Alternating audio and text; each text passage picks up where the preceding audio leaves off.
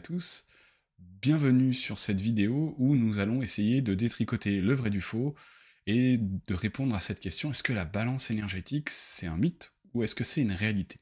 En guise d'introduction, je vous propose d'essayer de répondre à cette question qui est: pourquoi est-ce qu'on mange? Cette question revient souvent et nous oublions parfois les réalités qui se cachent derrière cette question qui peut paraître assez simple. Premièrement, nous mangeons car notre corps a des besoins en énergie.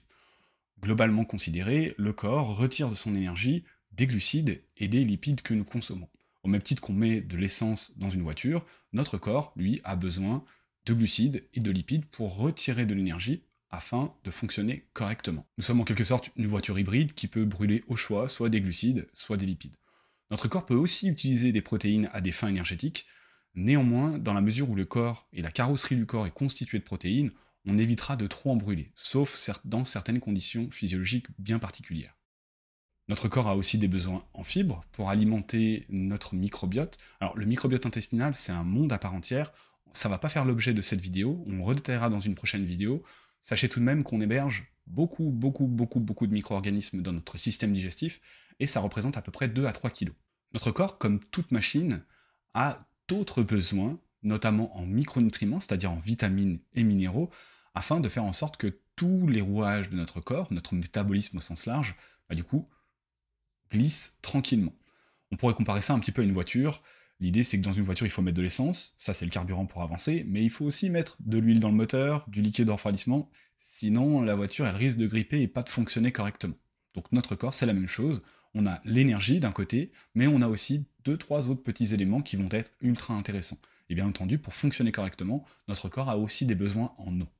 Vous pourriez me rétorquer: bon, t'es bien gentil Kevin, mais le corps humain, il a des besoins, certes, mais on mange pas que par besoin. Et vous auriez totalement raison, on mange aussi par plaisir. Manger est en quelque sorte une source de plaisir et notre cerveau nous récompense de lui avoir amené ce dont il a besoin. L'équilibre alimentaire se construit donc en couvrant nos besoins, mais aussi en ayant accès à ce plaisir. Il est important de garder en tête qu'il faut trouver un équilibre entre le plaisir et les besoins. On en arrive donc à la deuxième question un peu subsidiaire, c'est qu'est-ce qui est essentiel au corps humain et qu'est-ce qui ne l'est pas. Donc là, j'ai fait exprès de vous imager d'un côté ce qu'on pourrait penser ne pas être essentiel, c'est-à-dire du soda, et de l'autre des fruits et des légumes. Peu importe celui qu'on considère, que ce soit le soda ou les fruits et légumes, dans les deux cas, on va retirer des calories de ces deux aliments. Et ils vont aussi potentiellement générer un certain plaisir. D'un point de vue énergétique, on retrouve des calories dans les sodas, mais aussi dans les fruits et les légumes. Ça, c'est indéniable, on a des calories dans les deux. Les calories vont plutôt être sous forme de glucides simples dans le soda, et sous forme de glucides simples et complexes dans les fruits et les légumes. Néanmoins, les fruits et les légumes vont nous amener aussi d'autres choses que ne nous apportent pas les sodas, comme des vitamines, des minéraux, et aussi des fibres. On entend souvent dire que les sodas, c'est des calories vides. En fait, c'est des calories vides dans la mesure où on n'apporte que des calories, rien que des calories sous forme liquide, et pas d'autres petits éléments qui pourraient être intéressants pour le corps humain. Donc ça, on le reverra par la suite. On entend souvent dire qu'indépendamment de ce que l'on mange, la régulation du poids se résume d'un point de vue énergétique à l'énergie qui rentre dans le corps et l'énergie qui sort, c'est-à-dire l'alimentation et les dépenses énergétiques. Alors même si ce discours n'est pas le fait d'Albert Einstein, ça c'est des scientifiques qui ont émis cette hypothèse, et on verra par la suite que cette hypothèse a été maintes et maintes fois validée. Mais l'idée sous-jacente ici, c'est que manger 2500 kcal de junk food, ou peu importe l'aliment que vous considérez qui serait plutôt, on va dire, mauvais à la santé, par rapport à 2500 kcal d'alimentation saine, est-ce que, d'un point de vue régulation du poids, ça aurait les mêmes effets? Et ici, notre cœur balance entre le vrai et le faux. On aurait envie de dire que c'est faux, mais d'un point de vue purement énergétique, la vérité c'est que c'est vrai. On va quand même préciser 2-3 petites choses, puisque vous allez vous dire, il est un petit peu fou, il est en train de nous raconter n'importe quoi. Alors ici, il faut savoir qu'on raisonne juste d'un point de vue énergétique, d'accord? 2500 kcal, indépendamment de la nature de ces calories, globalement, si vous en dépensez 2500, votre poids ne sera pas modifié. Il existe beaucoup de littérature scientifique qui étaye justement mes propos.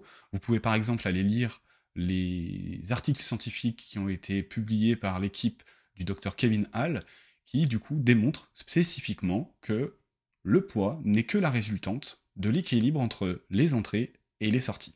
Arrêtons-nous un moment sur ce point. L'idée, c'est que le poids varie en fonction de ce que vous mangez et de ce que vous dépensez. On parle de la balance énergétique. En fait, on pourrait un peu comparer le corps humain au fonctionnement d'un compte bancaire. je gagne de l'argent, je dépense de l'argent. Si je gagne autant que ce que je dépense, à la fin du mois, mon compte est à zéro. C'est-à-dire que je n'ai pas mis de l'épargne de côté ou je n'ai pas été en déficit. Et bien le corps humain, c'est exactement la même chose. On a d'un côté les apports caloriques qui vont être apportés par l'alimentation, les entrées d'énergie, et de l'autre côté, on a les dépenses d'énergie qui vont être allouées soit au métabolisme de base, à la thermogénèse alimentaire, à la thermogénèse pour réguler notre température à 37 degrés, et aussi potentiellement à l'activité physique. Ici, quand on regarde cet état d'équilibre, c'est l'idée que si j'apporte autant d'énergie que ce que je dépense, mon poids reste stable. On parle alors de balance énergétique équilibrée. Maintenant, ce qui va être intéressant de se souvenir, c'est que si cette balance se déséquilibre, si j'apporte trop d'énergie par rapport à ce que je dépense, le surplus de calories, du coup, va être stocké par mon organisme. Et dites-vous bien que notre patrimoine génétique, qui est le fait de millions d'années d'évolution, est très très puissant pour stocker l'excédent d'énergie. D'accord ? On ne va pas gaspiller cette énergie au même titre que vous n'allez pas acheter l'argent par les fenêtres. Si vous avez trop d'argent à la fin du mois, il est excessivement rare que vous vous amusiez à acheter les billets par les fenêtres. Pour le corps humain, c'est la même chose. L'excès de calories va être stocké au cas où on n'aurait pas accès à assez d'énergie dans la suite de notre vie.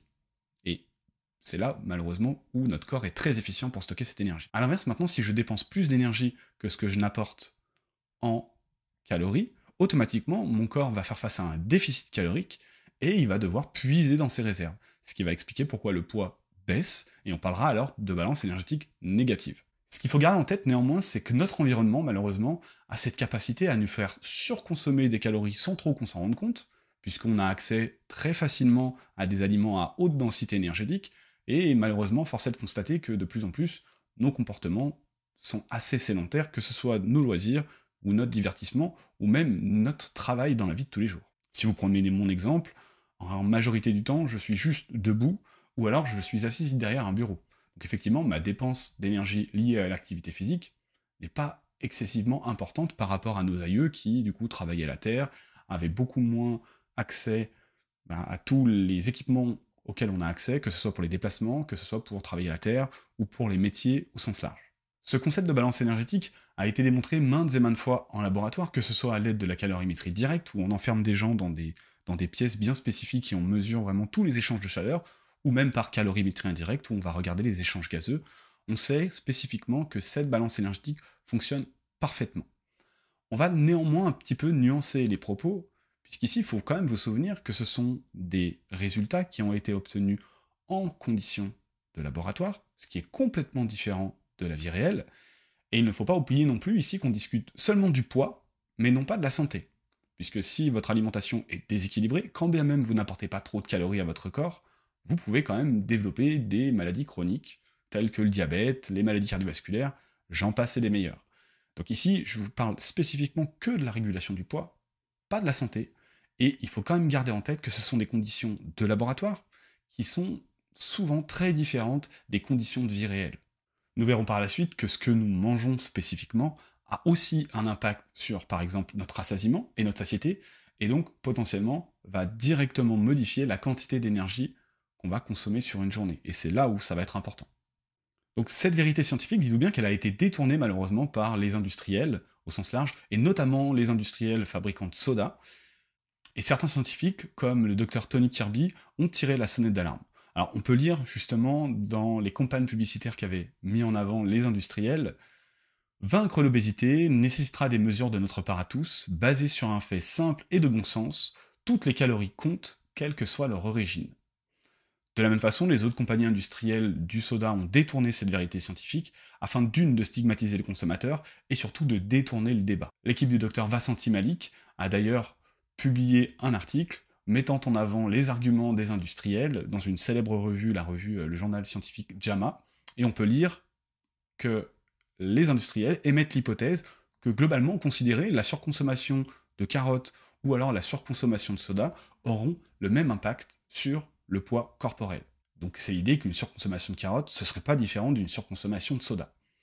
Et d'un point de vue énergétique, on peut pas nier cette évidence, c'est vrai. Encore une fois, n'oubliez pas que ce serait vrai si on l'étudiait en laboratoire. Maintenant, voyons voir si on l'étudie d'un point de vue vie réelle, quelles vont être les différences. Ici, les industriels ont délibérément oublié de vous dire que le soda n'aura pas le même impact sur votre rassasiement et votre satiété, et donc sur votre comportement alimentaire qui va en découler. contrairement à des carottes. Et c'est là où le bas blesse, spécifiquement. Alors, comparons maintenant l'exemple justement des industriels, c'est-à-dire une surconsommation de carottes versus une surconsommation de soda. L'idée ici, on va prendre pour exemple une surconsommation de 139 kcal, et en fait 139 kcal, c'est la quantité d'énergie qu'on retrouve dans une canette de Coca-Cola par exemple. Maintenant, si on voulait avoir cette même quantité d'énergie par les carottes, il faudrait consommer 350 grammes de carottes crues. Et on va comparer un petit peu cette surconsommation. Déjà, se poser la question, à quelle vitesse je peux consommer la carotte ou le coca. L'idée étant de se dire, est-ce que je peux manger aussi vite que Popeye? Peut-être que dans votre enfance, si comme moi vous avez été élevé avec les dessins animés Popeye, il avait cette capacité de pouvoir gober une boîte d'épinards, mais on est bien d'accord que c'est un dessin animé. C'est pas la vérité. Alors, on va aborder du coup cette question de manière scientifique. Donc il y a une équipe scientifique qui s'est déjà pensée sur la question de la vitesse à laquelle on peut manger des aliments. Et ici, je vous présente du coup les résultats de leur recherche. Si on regarde le Coca-Cola, on voit globalement qu'on peut consommer 625 grammes de Coca-Cola par minute, ce qui revient à dire qu'on peut boire 2 canettes de soda en 1 minute. Maintenant, quand on se penche sur l'idée de la consommation des carottes, on s'aperçoit qu'on peut consommer à peu près 13 grammes de carottes par minute. On est bien d'accord qu'ici, c'est complètement différent, la vitesse à laquelle on peut boire un soda et la vitesse à laquelle on peut manger nos carottes. Donc si on reprend notre exemple, on va voir qu'il va falloir 27 minutes pour consommer nos 350 grammes de carottes, à l'inverse, il ne va nous falloir que 30 secondes pour ingurgiter une canette de soda. Alors ici, d'un côté, nous avons 139 kcal de coca qui vont être bu excessivement rapidement, en moins de 30 secondes, et de l'autre côté, on a la consommation de 350 grammes de carottes qui vont impliquer une mastication prolongée et un temps de prise alimentaire qui va être de l'ordre de 27 minutes. Donc oui, les calories sont des calories, notre corps ne fera pas la différence entre 139 kcal de carottes ou 139 kcal de coca. Néanmoins, la vitesse à laquelle on peut y avoir accès n'est pas la même, et donc automatiquement, ces calories ne vont pas avoir le même impact, tout du moins ces aliments au sens large, ne vont pas avoir le même impact sur le rassasiement et la satiété qui va en découler. La question qu'on pourrait se poser ici, c'est avez-vous encore aussi faim après avoir bu une canette de coca ou après avoir mangé 350 grammes de carottes? Très bonne question, suite au prochain épisode. On en a terminé pour cette première vidéo du concept de la balance énergétique, et on se revoit pour une prochaine vidéo traitant de la notion de la densité énergétique et du remplissage de l'estomac comme étant un médiateur du rassasiement et de la satiété.